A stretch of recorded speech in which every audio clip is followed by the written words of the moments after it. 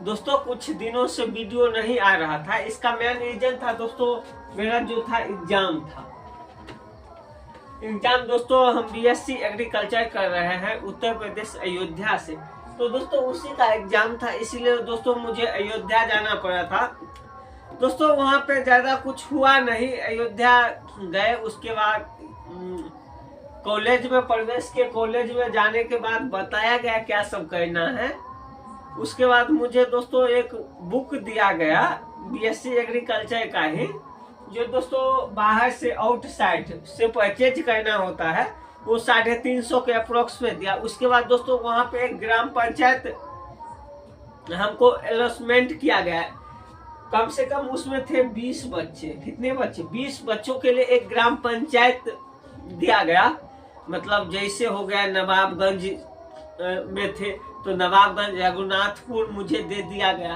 तो दोस्तों वहाँ पे 20 बच्चों जाके उसके बाद वहाँ पे इंक्वायरी करना था। क्या सब इंक्वायरी करना था सो बताएंगे।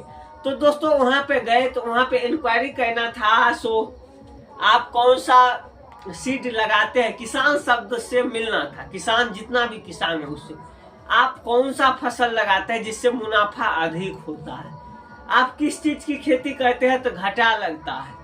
आप खेती करते हैं तो क्या सब परिवर्तन देख रहे हैं। खेती करने के बाद आपका बैकग्राउंड चेंज हुआ है या नहीं हुआ है। सरकार को क्या क्या सुधार करनी चाहिए, क्या खाद समय पे आपको मिल पाता है। दोस्तों A to Z जानकारी मैंने किसानों के पास जाके लिया। A to Z जानकारी कृषि से रिलेटेड दोस्तों, तब मुझे विश्वास हुआ तो कृषि में ये सब भी दोस्तों करना है। वहां जाके एब्जॉर्ब करना अदर स्टेट में जाके, उसके बाद वहां के किसानों से मिलना, फिर बातचीत करना। तो दोस्तों वहां के जो किसान थे बहुत अच्छे थे। उनसे बातचीत किए तो बहुत अच्छे बात बताए। कोई मतलब अपने बिहार के किसान के जैसा मतलब कोई झूठ फूस नहीं बोले, वहां पर सही बात बताए। तो दोस्तों उन्होंने बताया कि सबसे अधिक दोस्तों जो खेती करते हैं उसमें सब्जी और गन्ना को हम लोग कहते हैं, सब्जी का और गन्ना का।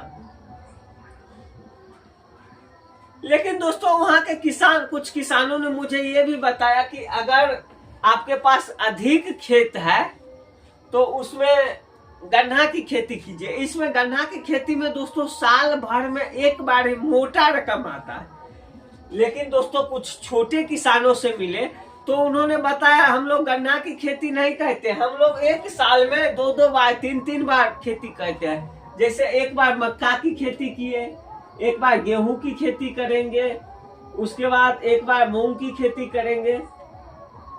तो दोस्तों एक साल में 3 फसल की हम लोग खेती करते हैं। जैसे मक्का का किए तो आलू मक्का का करेंगे, उसके बाद गेहूं किए तो गेहूं में सरसों देते हैं, मूंग किए तो मूंग में भी कुछ दे देते हैं। उसके बाद गर्मी के दिनों में सब्जी भी उगाते हैं। दोस्तों इस सब खेती करने से बोले क्या आपको प्रॉफिट होता है, इतना चीज का आप खेती करते हैं। तो दोस्तों वहां का किसान बताया क्या, देखिए अगर जो है ये वो चीज का खेती करेंगे गन्ना का तो साल भर इंतजार करना पड़ेगा। मतलब साल भर में एक बार पैसा आएगा। सही बात है गलत बात है भूषण जी? सही। अगर दोस्तों आप 3 महीना 4 महीना में फसल उगता है, जैसे आलू हुआ मक्का हुआ, तो आलू और मक्का कितना दिन में तैयार होगा? 4 महीना में हाईएस्ट। आलू 3 महीना में और मक्का 4 महीना में तो तैयार होगा। तो 4 महीना में हमको 2 बार प्रॉफिट होगा। एक बार आलू बेचेंगे तो कुछ पैसा आएगा, एक बार मक्का बेचेंगे तो कुछ पैसा आएगा। मतलब 4 महीना में दोस्तों 2 बार पैसा आ गया। आया कि नहीं आया? अगर हम गन्ना की खेती दोस्तों करेंगे तो साल भर इंतजार, साल भर करेंगे और साल भर के बाद पैसा आए कि न आए पता न। किसान का दोस्तों खर्च बहुत ज्यादा होता है। वहाँ के किसान तो दोस्तों आश्चर्यचकित करने वाले बात भी मुझे बताए थे। सो किसान की हालत ये हो गई है कि यहाँ पे समझिए किसान की हालत इतनी निंदनीय है, मतलब बोलने वाला नहीं है कि ये किसान जो होते हैं ना अपना मतलब लुंगी और गंजी जो होते हैं ना, गंजी गमछा, ये सब भी साल में 2 सेट खरीद के पहन नहीं सकते। ऐसा स्थिति है वहाँ के किसानों की। लेकिन दोस्तों वहाँ के किसान अधिकतर होते हैं बिजनेस पे आश्रित होते हैं। कहते हैं खेती अपने पेट पालने के लिए, जिससे कुछ खरीदना न पड़े, इसके लिए कहते हैं। और कोई खेती में दोस्तों ज्यादा कोई प्रॉफिट होता नहीं है। लेकिन दोस्तों मैं भी आपको बताना चाहूंगा, अगर आप खेती कीजिएगा तो एक साथ 2 फसल उगाइएगा या 3 फसल उगाइएगा। 2-3 फसल उगाने से दोस्तों होगा क्या, मतलब बार बार जो है आपके पास अमाउंट आते रहेगा। एक चीज, सालाना वाला फसल दोस्तों कभी भी मत उगाइएगा। सालाना वाला में 1 साल में 1 बार आपके पास पैसा आएगा। और दोस्तों ये जो होती है ना, फसल को अदल बदल के कीजिएगा तो ज्यादा उपज होगी।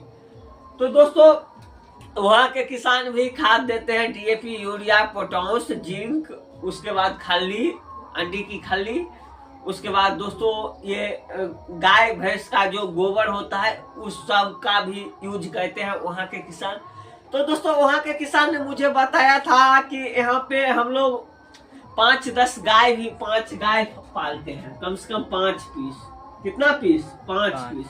अब 5 पीस गाय पालते हैं। एक गाय अगर 10 लीटर दूध हुआ तो 5 गाय 50 लीटर दूध दिया। कितना लीटर? 50 लीटर। अब 50 लीटर दूध जिसके पास हो गया, अब मेरे इधर दूध बिकता है 50 रुपए, तो 2500 का दोस्तों रोज हो गया। आधा भी हम गाय को खिला देंगे फिर भी 1200-1300 रुपया बचता है रोज। तो बात 36,000 का महीना हुआ। तो वहाँ के किसान दोस्तों पूर्ण रूप से कृषि पे ही आधारित है। गाय पालते हैं जिससे गोबर होता है, गोबर को अपने खेतों में देते हैं, खाद का यूज बहुत कम करते हैं।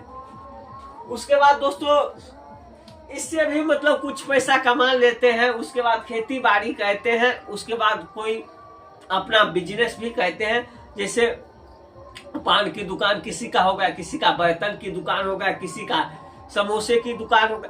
वहाँ पे दोस्तों अधिकतर आदमी बिजनेस पर भी आश्रित है। और दोस्तों अपने यहाँ तो खाद बीज का कम दुकान देखने को मिलता है। वहाँ पे दोस्तों हर एक 100 मीटर पे आपको खाद की दुकान मिलेगी। और दोस्तों वहाँ पे डीएपी का रेट अगर 1200 रुपया है गवर्नमेंट का, तो 1200 में ही मिलेगा। लेकिन अपने बिहार में क्या है, अगर 1200 का डीएपी रेट है तो 1700 में आपको मिलेगा। कितना में? 1700। हाँ, ये भी दोस्तों कोई ठीक नहीं है 1700 में मिल जाए। पिछले साल तो मिल ही नहीं रहा था, रुपया था उसके बाद वोट। समझिए ये स्थिति है अपने बिहार की। तो दोस्तों आज के वीडियो में मैं यही बताना चाहता था। दोस्तों मैंने एग्जाम देने वहां गया था, तो वहां पे दोस्तों क्या क्या सीखा। 3 घंटे का एग्जाम हुआ। 3 घंटे में दोस्तों 1 घंटे कॉलेज में रहना पड़ा और 2 घंटे दोस्तों मुझे किसी ग्राम पंचायत में जाके वहां पे प्रैक्टिकल करना पड़ा था। उसके बाद दोस्तों बुक मैंने फिर उस पे भर के सब चीज उसके बाद मैंने वहां पे कॉलेज में सौंप दिया। तो दोस्तों उसके बाद मुझे वहां से जाने की आज्ञा मिल गई। उसके बाद दोस्तों हम घर आ गए। तो दोस्तों यही था छोटा सा वीडियो। ये वीडियो दोस्तों आपको कैसा लगा मुझे कमेंट करके जरूर बताइएगा। अगर अच्छा लगा हो तो लाइक कीजिएगा। चैनल पे पहली बार आए हैं तो चैनल का सदस्य जरूर बनिएगा। फिर मिलते हैं दोस्तों किसी नेक्स्ट वीडियो में। तब तक के लिए विदा लेते हैं। जय हिंद।